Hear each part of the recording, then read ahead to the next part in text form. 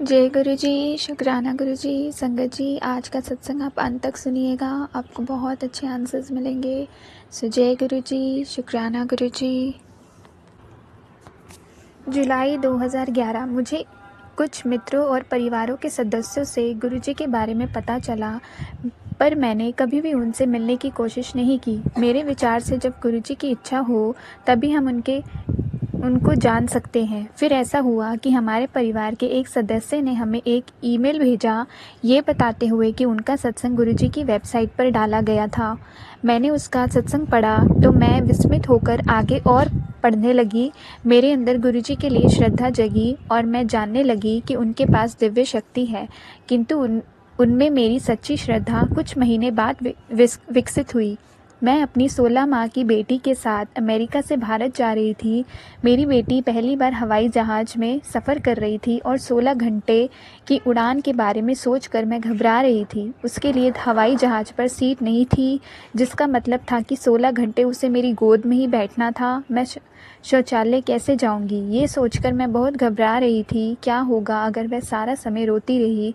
मैं इतना छोटा बच्चा और सामान कैसे संभालूंगी? फ़्लाइट पर चढ़ने से पहले मैंने कर्मचारियों से हवाई जहाज़ में कोई सीट खाली होने के बारे में पूछा ताकि मेरी बेटी को भी सीट मिल जाए, पर उन्होंने कहा कि फ़्लाइट पूरी भरी होने के कारण कोई सीट खाली नहीं थी।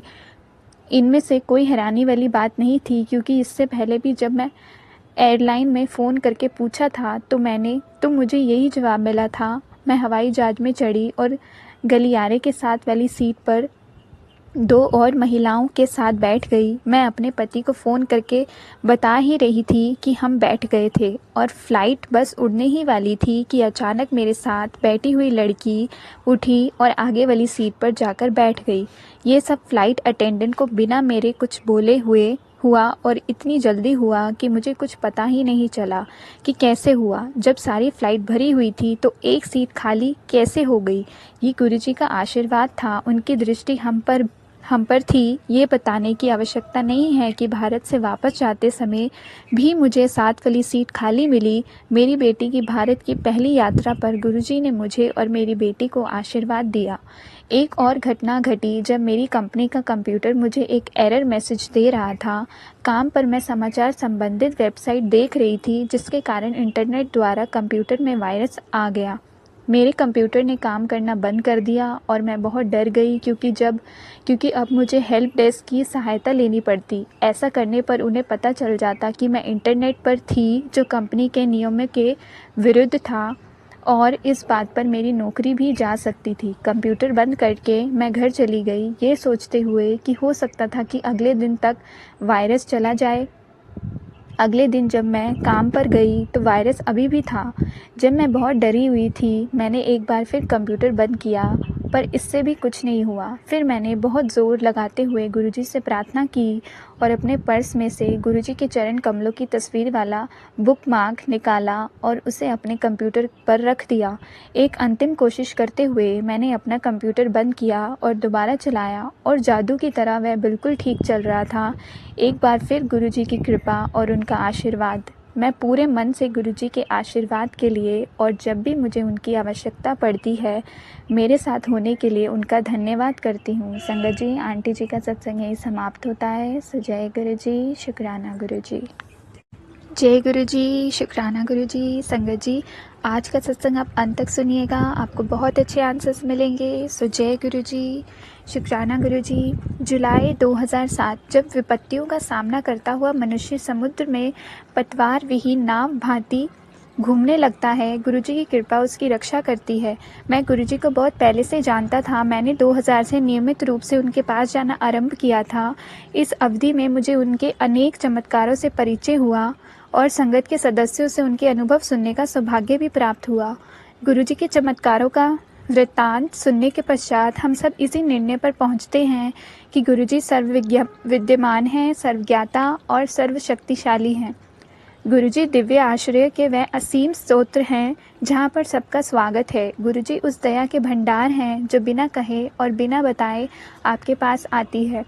मैंने गुरुजी को बिना किसी बताए पहली बार आए नए अनुयायियों को उनके नाम से संबोधित करते हुए सुना और आगंतुक की आंखें खुली की खुली रह जाती हैं। ये मेरी पत्नी के साथ हुआ था जब वह पहली बार गुरुजी के पास आई थी। गुरुजी ने मेरी पत्नी का पंजाबी में आओ प्रेमा आंटी आओ कहकर स्वागत किया तो मैं विस्मित रह गया था। मेरे एक वरिष्ठ अधिकारी गुरुजी के पास पहली बार आए तो उनकी पत्नी सुनंदा को भी गुरुजी ने उसके पहले नाम से संबोधित किया था। जब उन्होंने उसके रोग के बारे में बताया तो वह और चकित हो गई। सबसे बड़ा अचंभा उन्हें तब हुआ जब उनके सम्मुख वही दिव्य पुरुष बैठे थे जिन्हें उन्होंने पिछली रात स्वप्न में देखा था।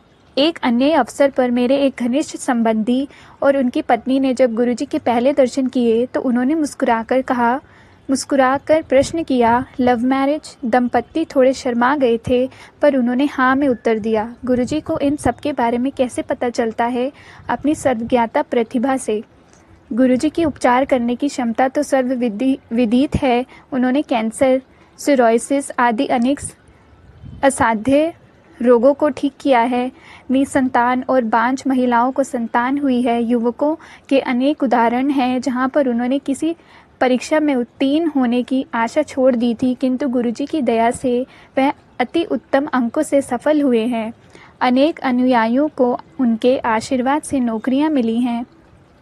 एक दिन मेरे एक मित्र जो न्यूयॉर्क निवासी थे गुरुजी के दर्शन के लिए आए। मेरा छोटा पुत्र शशि उनके निकट बैठा हुआ था। जब गुरुजी ने बातों बातों में कहा कि वह भी न्यूयॉर्क जाएगा, उस समय शशि दिल्ली में ही एक जापानी बैंक में कार्यरत था और उसके मन में विदेश जाने का कोई विचार नहीं था। कालांतर में शशि के मन में अमेरिका में कुछ समय कार्यरत रहने के बाद MBA करने का विचार उत्पन्न हुआ। वह आवश्यक परीक्षाओं में बैठा और उसमें गुरुजी का आशीष के लिए विनती की। सब परीक्षाओं में उसके अच्छे अंक आए पर न्यूयॉर्क के MBA विद्यालय में समाचार आना शेष थे। अंत में उस सूचना के आने पर गुरुजी का कथन सत्य सिद्ध हुआ। शशि न्यूयॉर्क गया और उसने अपना पाठ्यक्रम अति उत्तम अंकों से पूर्ण किया और अब वहीं पर JP मॉर्गन चेस बैंक में कार्यरत है। मेरे संदर्भ में गुरुजी ने मुझे मेरे साथ हुए अन्याय की क्षतिपूर्ति के लिए पुरस्कृत किया। शासकीय अभिलेखों में मेरी जन्म तिथि गलत थी। प्रमाण सहित उनको सही करवाने के सब प्रयत्न विफल रहे थे। फलस्वरूप मुझे अपनी सेवा अवधि का लाभ नहीं मिल रहा था और मेरा प्रमोशन भी रुका हुआ था। गुरुजी की दया से मेरे सेवानिवृत्त होने से पूर्व मुझे एक राष्ट्रीय आयोग का सदस्य नियुक्त किया गया जहां मेरी अवधि 5 वर्ष की थी। उसे बाद में बढ़ाकर 65 वर्ष की आयु तक कर दिया गया। इस कारण मैं उसका अध्यक्ष भी बन सका। सरकार में मेरे कोई संबंध नहीं थे, ये केवल गुरु कृपा थी। गुरुजी की सुगंध उनका एक अति महत्वपूर्ण गुण है। गुलाब के पुष्प के समान वह सुगंध गुरुजी की अपनी है। सिर से पांव तक वह उस सुगंध से परिपूर्ण है। उनके शरीर का कोई भी अंग छू लेने से वह सुगंध हाथ में आ जाती है। इसका एक अन्य विशेष लक्षण है कि ये कहीं भी कभी भी जहाँ पर चाहें आपको मिल सकती है। ये उनकी सर्वविद्यमान का संकेत है। एक बार मुझे अपने घर के बाग में ये सुगंध आई। एक बार मेरे एक संबंधी को उनके घर में एक दीवार पर टंगे हुए सतगुरु के चित्र से वह सुगंध आती हुई प्राप्त हुई। गुरुजी ने अपनी एक जूती देकर हम पर अत्यंत दया की है। हमने उन्हें आदरपूर्वक घर में बने हुए लकड़ी के मंदिर में रखा हुआ है। हम उनका विशेष ध्यान रखते हैं और प्रतिदिन उसकी पूजा करते हैं। यथार्थ में हम गुरुजी की अनुपस्थिति में उन्हें गुरुजी का ही स्तर प्रदान करते हैं।